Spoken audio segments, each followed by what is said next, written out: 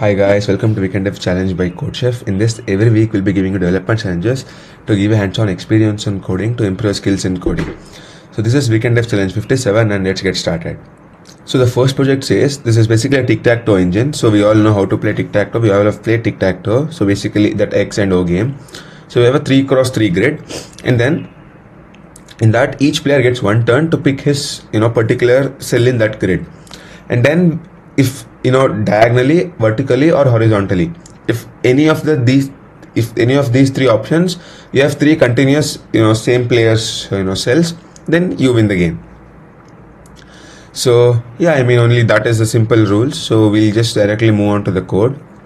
So first we have the class player. So here we have two private objects, which is two private this thing, basically name and then symbol. And then we are basically constructing that both name and table using this keyword. And then we have the get name function, which is calling the name, and then we have the get symbol function, which is calling the symbol. Now we have the class board. So what this board is basically, again we have int size, which is basically the size of the board, and then the character grid, which is 3x3 grid, we have to mention here.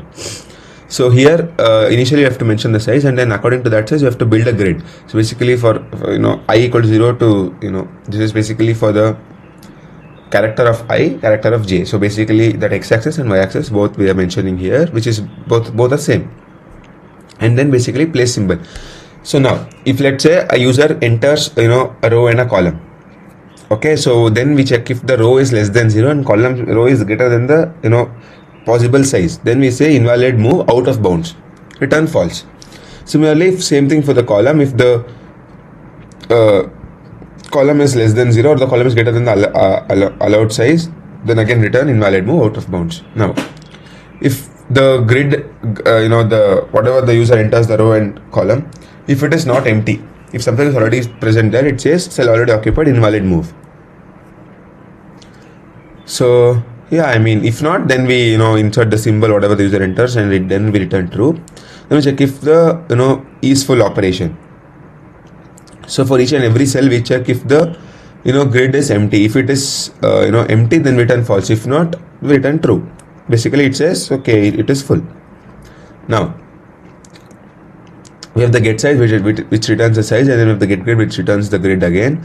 And then we have the print board. So in this print board, what we print is, for each and every cell we print the with the brackets, we print the grid, whatever the ith and jth index is there, and then we again print the closing bracket, and then we print the that's all. Then we call the println, that's all. We print a line and then we print a line again. So then we have the game engine. So in this game engine we are mentioning everything, that is board, player 1, current player 2 and current player. So again we are the initializing using this keyword, and then we have the switch player. So basically if the current player is player 1, then after this turn switch to player 2. The current player should be player 2. If not, the current player should be player 1. And then we check for the win. So basically how do we check for the win is, we have the three rules, like I said, rows, columns and then diagonals, horizontal, vertical and then diagonals. So it checks for, first it takes the size and then the grid, and it checks for row win and column win. So basically if any three rows, for j is equal to 0, j is less than size, if all j that particular row elements, that particular elements are the same elements, and then we say row win is true. If not, row win is false. Now apart from that, diagonally again we have to check for 0, 1, 1, 1, 2, 1. Sorry, 0, 1, then comes 1, 2, 2, 3. So basically each and every step it should be incrementing. Then again it checks for the diagonal condition also. Then if the diagonal condition is true, then it returns true. If not, it returns false. Then we have the player turn. So here we have to try to mention everything while we are printing. So basically we print first the current player's name.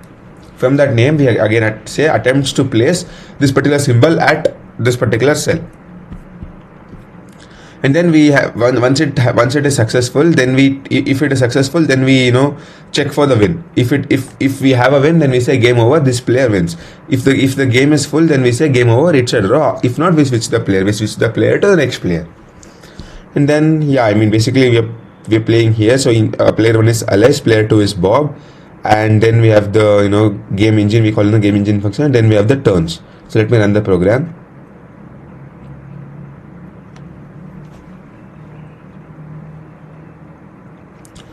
So you can see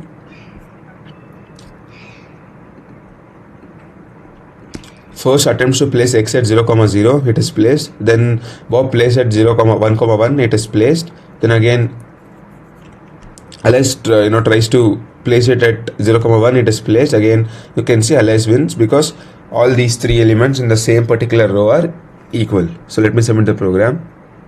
So the test cases have passed, and that's it for this video. I'll see you in the next video. Thank you.